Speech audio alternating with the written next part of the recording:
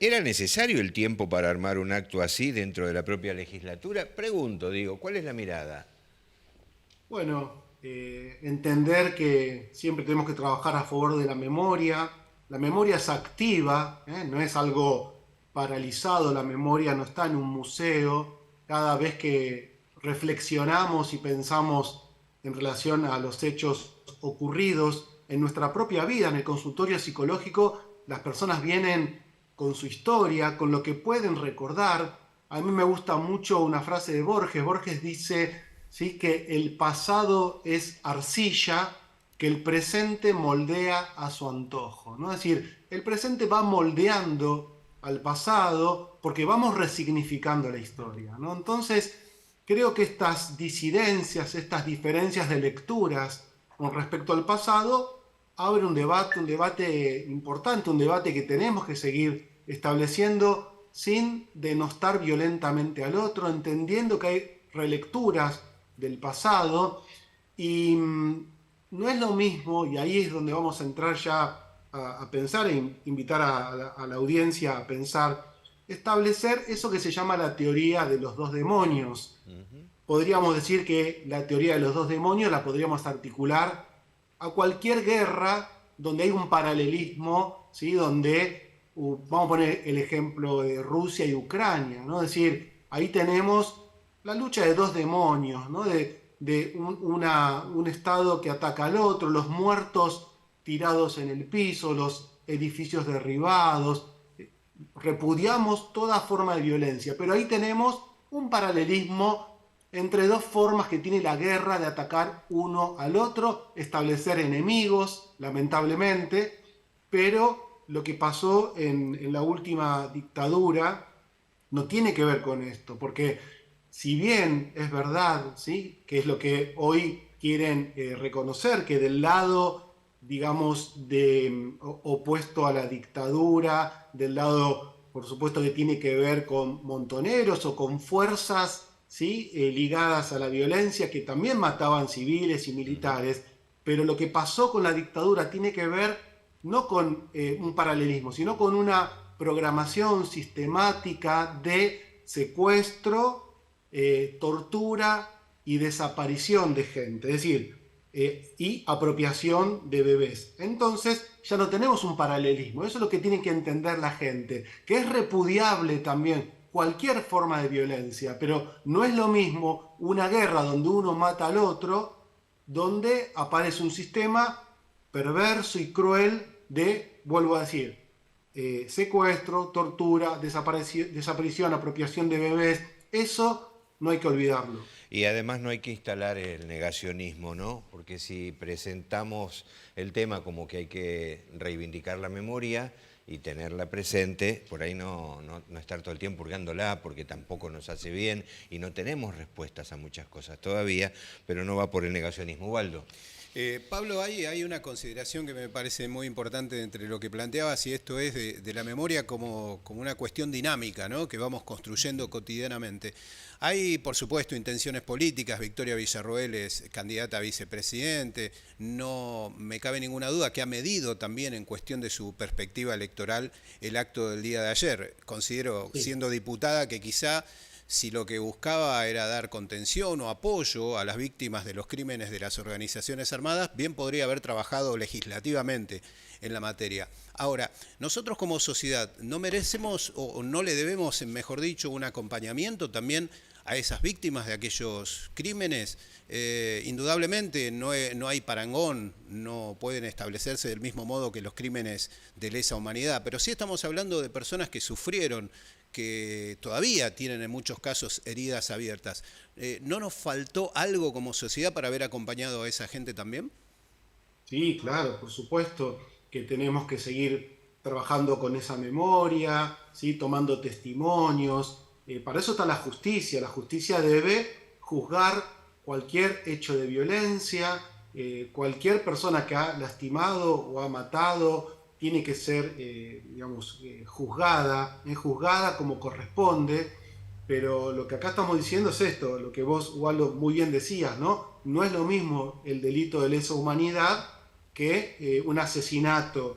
Acá hablamos de una dictadura cívico, militar y eclesiástica. Es decir, es un combo muy complejo donde pasaron un montón de horrores que va más allá de una guerra y va más allá de el hecho mismo de lastimar y asesinar, que ya en sí mismo es muy repudiable.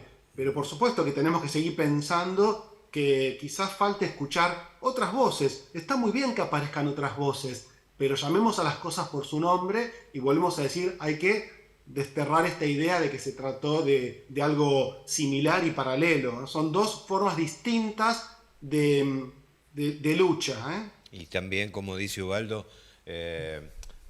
no es casual, digo, es absolutamente pensado y armado para este tiempo, en un momento de definición política, lo que planteaba Ubaldo, seguramente por ahí. ¿Has hablado con Nora, con Cortiñas en este último tiempo, o sé de tu relación con ella? Mirá, estuve hablando hará 10, 15 días, así que bueno, está bien, está resistiendo sus 93 años, bien digo, pero se la ve bien y obviamente muy movilizada con todo esto que está pasando, con estos discursos negacionistas, con estos discursos de odio. Imaginemos que el caso ya que la traes, vuelvo a decir, Norita Cortiñas, nuestra vecina y querida madre de Plaza de Mayo, línea fundadora, no pudo velar a su hijo, ¿no? Entonces, ahí está lo que tenemos que pensar, que también es muy probable que otras madres hayan vivido el horror del asesinato de un hijo, que debe ser lo peor que te pueda pasar en la vida, pero merecían todas las madres y los padres de desaparecidos y desaparecidas la aparición y la posibilidad de, como decía Estela, ¿no? De llevarle Estela de Carlotto, llevarle una flor, ¿no? Acercarte al cementerio, transitar el duelo, porque un familiar que no puede encontrarse con el cuerpo de su ser amado muerto, todo desaparecido y toda desaparecida deja en los familiares una herida abierta y que ese duelo queda abierto. El duelo tiene que transitarse y se tiene que cerrar. Esto se trabaja mucho en terapia, ¿no? Toda persona que pierde un ser amado por enfermedad, por muerte, lo que tiene que transitar es un duelo hasta que te das cuenta de que esa persona está muerta y transitaste tu duelo. No es el caso de las madres y los padres de víctimas del terrorismo de Estado y con hijos e hijas desaparecidos. Sigue siendo dificilísimo, imposible ponerse en ese sitio cuando alguien dice estaba todo listo, estaba todo armado por la ausencia. Esa ausencia de no despedir, pensaba en el velorio de mi papá, pensaba en las cenizas de tus viejos, de llevarlas a donde consideras que tenían que estar, de cerrar de alguna manera una historia. Es absolutamente necesario. Sí, es muy difícil ponerse en ese sitio. Bueno, no sé, Ubaldo, ¿algo más? Es una reflexión que queríamos que nos ayude Pablo. Sí, indudablemente el aporte de Pablo nos aporta claridad para ideas encontradas que tenemos en muchos casos, ¿no? Y pensaba en esto que vos marcabas recién, Pablo, en relación al cierre de ciertas historias, como también lo parafraseaba Raúl. Evidentemente hay algo que no resolvimos bien de los años 70, ¿no? Porque 50 años después de aquello, en muchos casos seguimos tropezando contra algunas de esas piedras y nos cuesta muchísimo ponernos de acuerdo. Sí, es verdad, Waldo, eso. Por eso está muy bien que se establezca el debate, está muy bien que pensemos diferentes, porque eso es lo más importante. Cuando vamos pensando diferente, vamos armando esa historia. Hay que escuchar todas las versiones, porque lo peor que nos puede pasar es el discurso único, la verdad única. Eso, no sé, el nazismo tiene esa estructura, ¿no? Entonces, digo, un montón de holocaustos, un montón de guerras, es construir una otredad que hay que desaparecer, exterminar, y todo lo contrario, la belleza de la vida es lo diferente, la diversidad, porque ustedes dos y yo, los tres somos distintos, podemos armar este diálogo y seguramente nos quedaremos pensando. Lo que nos preocupa como país, por favor, es esto, ¿no? Es que esas diferencias no armen estos discursos de odio que llevaron casi a un magnicidio, ¿no?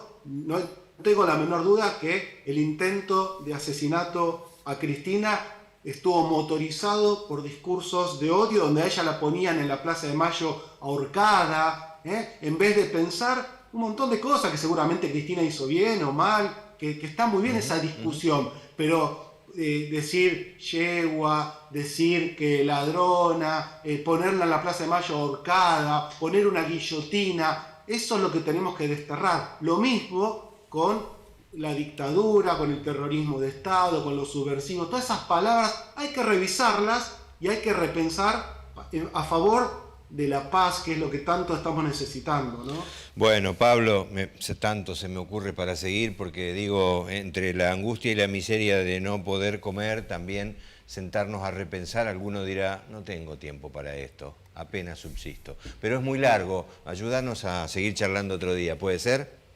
Por supuesto, siempre presente para estar con ustedes y en función de estas cuestiones que tienen que ver con la salud de la población, la salud mental, la salud emocional, entonces trabajemos a favor de eso, ¿no? De una salud integral, ¿no? Entonces, quien no tiene para comer, le cuesta muchísimo estar en el debate, porque lo primero es el techo, la comida, y eso es lo que tenemos que lograr, ¿no? Que no haya gente pobre y tanto sufrimiento, porque hay que evitar el sufrimiento para ser felices.